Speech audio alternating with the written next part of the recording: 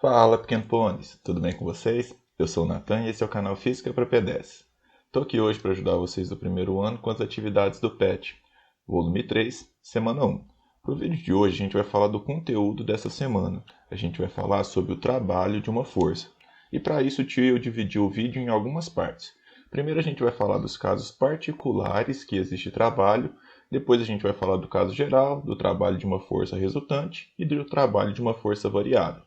Fica aqui contigo para a gente entender tudo. Então vamos falar dos casos particulares primeiro? Bom, antes de falar dos casos particulares, a gente tem que entender o que é trabalho. Trabalho é a transferência de energia devido à ação de uma força. E nesse caso aqui, a gente está falando de uma força constante, uma força que mantém sempre o mesmo valor o tempo inteiro. Como assim, Natan? Bom, se você está fazendo uma força de 10 newtons agora, você vai sempre fazer uma força de 10 newtons o tempo inteiro até o final do processo, tá bom? Então isso é uma força constante. Então vamos lá. Trabalho, então, é a transferência de energia devido à ação de uma força. Quando você faz uma força em um corpo, você pode fazer com que a energia dele aumente ou diminua. No caso, eu estou falando da energia cinética. Você pode deixar ele mais rápido ou mais devagar pela ação dessa força. Então, você transfere energia devido à ação dessa força. E aí a gente tem alguns casos particulares. Por quê? Porque para haver força é preciso que haja deslocamento. Mas essa força e esse deslocamento são vetores, eles apontam para alguns lugares. Então, dependendo da combinação entre a direção e o sentido dessa força e desse deslocamento, a gente tem alguns casos particulares. O primeiro deles é quando a força age para o mesmo lado que o bloco já está indo, quando a força age no mesmo sentido e direção do deslocamento. O tio vai ajudar aqui. Ó. Pensa nesse bloquinho.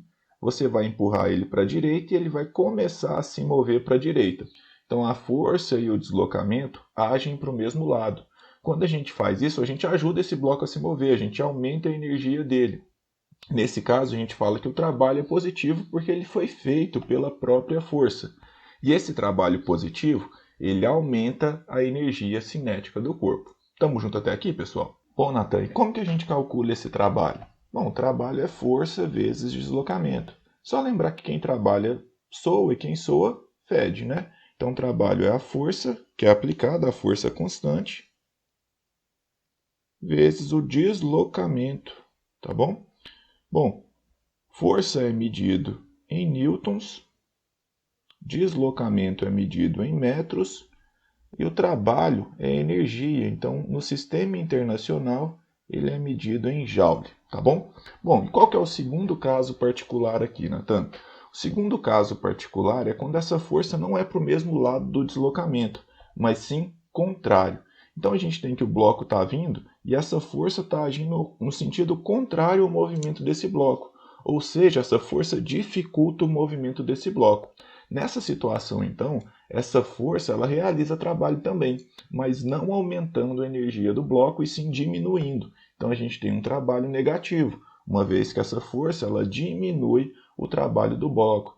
Esse trabalho é feito sobre a força, ou contrário a essa força, tá bom? Então como que a gente vai calcular o trabalho nessa situação? É exatamente do jeito anterior, só que agora o trabalho é negativo, porque a força e o deslocamento são opostos, porque esse trabalho diminui a energia do meu bloco, tudo bem? Então força, deslocamento e trabalho é a energia transferida medida em joules. Tamo junto? E o terceiro e último caso é quando a gente tem uma força que é perpendicular ao movimento do bloco. Perpendicular é um nome chique para 90 graus, tá? 90 graus, um em pé, outro deitado. Um está deitado, outro está em pé, é basicamente isso. Então a gente tem um bloco e agora eu não vou empurrar ele nem para o lado que ele está indo e nem para o lado contrário. Eu vou tipo empurrar ele para baixo aqui, mas ele está se movendo para a direita. Essa força nem ajuda e nem atrapalha no movimento dele para a direita, se a gente desprezar os atritos aqui. Então, nesse caso, eu tenho que o trabalho é nulo, que não é feita transferência de energia nessa situação. Então, basicamente, o trabalho é zero. Então, a gente tem, de forma geral, que o trabalho é força vezes o deslocamento. Vai ser positivo quando? Quando a força agir em favor desse deslocamento, negativo quando a força for contrária a esse deslocamento, e nulo quando essa força fizer 90 graus com o deslocamento, que nesse caso não vai nem ajudar e nem dificultar. Estamos juntos até aqui? Bom, esse aqui é os casos particulares e com eles a gente resolve a grande parte das questões.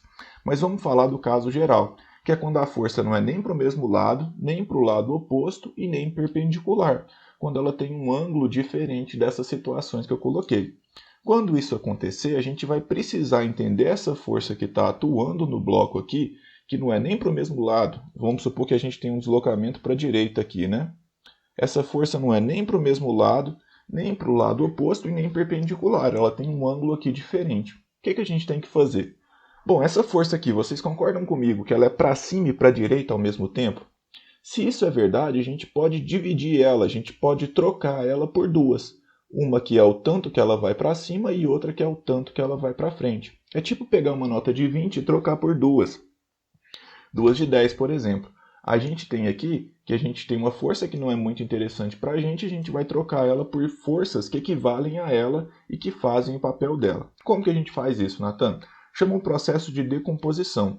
A gente vai pegar nas duas extremidades da força e traçar as direções que a gente quer.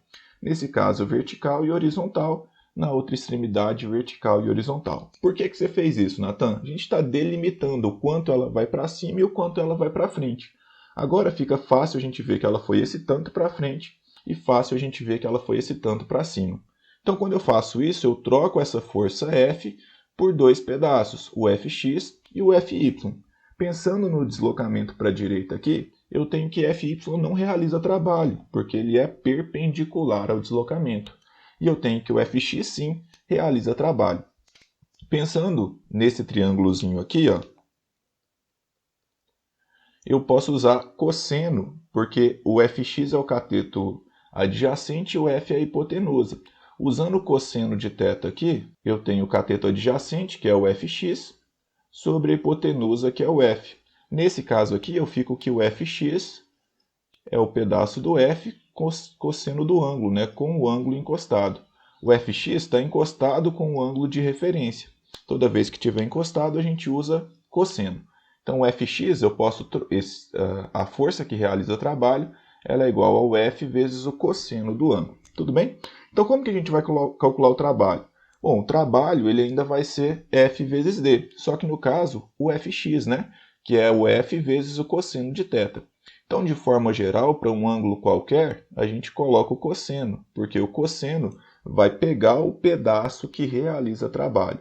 É importante a gente tomar cuidado aqui, por quê? Porque se esse bloco estivesse subindo, eu teria que calcular o Fy, e o Fy seria o seno. Então é mais conveniente que vocês entendam bem a coisa para entender quando é que eu vou usar o Fx e quando é que eu vou usar o Fy. Geralmente ele dá o ângulo com o deslocamento, então se você quiser uma fórmula para ir mais direto ao ponto, seria essa aqui, tá bom? Tentando entender por que os casos particulares funcionam, é porque quando os dois apontam para o mesmo lado, o ângulo é zero. Quando o ângulo é zero, o cosseno de zero é igual a 1.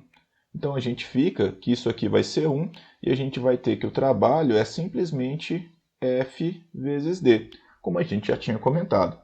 Quando os dois são opostos, o ângulo aqui entre eles é de 180 graus e o cosseno de 180 graus é menos 1. Então nesse caso o trabalho fica negativo F vezes D. E para o caso de serem perpendiculares, o cosseno de 90 graus é zero. Então a gente tem que o trabalho é nulo, o que faz sentido e coincide com os casos particulares. Beleza? Bom, quando a gente tem várias forças atuando, a gente fala de uma força resultante, uma junção de todas essas forças. E qual que seria o trabalho resultante quando tem várias pessoas ou várias coisas fazendo força simultaneamente? O trabalho da força resultante a gente pode encontrar por dois caminhos. Eu tenho várias forças atuando. O primeiro caminho seria achar a força resultante e a partir dela a gente descobrir qual é o trabalho feito pela força resultante, de fato, ou a gente pode achar separadamente o trabalho feito por cada uma das forças e somar esses trabalhos. Esse trabalho também vai coincidir com o trabalho da força resultante. Lembrando que se você for achar a força resultante, você acha essa força resultante através de uma soma vetorial, tá bom? Que a gente comentou lá em leis de Newton, na segunda lei de Newton, né? Então, se você precisar, volta lá para o vídeo da segunda lei de Newton para ver como soma essas forças e acha a força resultante. Caso contrário, a gente pode falar, essa força amarela faz um trabalho positivo, essa força rosa faz um trabalho negativo. A azul e a laranja não fazem força porque não fazem trabalho porque são perpendiculares. Então, nesse caso, o trabalho resultante aqui seria o trabalho da amarela menos o trabalho da rosa, né? O trabalho da força resultante seria o trabalho da força amarela menos o trabalho da força rosa, porque esse é positivo e esse é negativo. Tudo bem? Qualquer um dos dois caminhos que você utilizar vai te levar para o mesmo resultado. Então, fica a seu critério. E por último, só para encerrar aqui, o trabalho de uma força variável. Nem é cobrado no PET esse detalhe, mas eu achei importante só para a gente contemplar todo o conteúdo, para ficar um vídeo mais completinho. Quando a força é variável, significa que ela vai mudando ao longo do tempo, que não é aquela força de 10 newtons o tempo inteiro. Pode ser qualquer valor, ele pode ficar mudando constantemente. Esse gráfico aqui mostra que uma força vai aumentando com o tempo. A força, quanto mais para cima o ponto tiver no gráfico, maior vai ser a força, e quanto mais para frente, maior vai ser o deslocamento. Então, conforme eu fui indo para frente, conforme eu fui deslocando o meu bloco, a força foi aumentando. Nesse caso, eu não posso calcular simplesmente como trabalho é força vezes deslocamento, mesmo colocando o cosseno aqui. Porque essa força ela é variável, então eu tenho que ir somando cada um dos pedacinhos, eu tenho que ir juntando cada um desses trabalhos que foi feito para cada uma dessas forças em um deslocamento muito pequeno. A gente faz isso juntando a área do gráfico aqui. Então, quando o trabalho for variável, o jeito que a gente tem para calcular o trabalho é que o trabalho é igual à área, ou numericamente igual à área do gráfico, força vezes deslocamento, tá bom? Então, toda vez que a força variar, você precisa do gráfico para calcular qual é o trabalho. Bom, galera, esse foi o vídeo de hoje. Espero sinceramente ter ajudado vocês. O tio demorou um pouquinho, porque ele estava ajeitando algumas coisas do doutorado.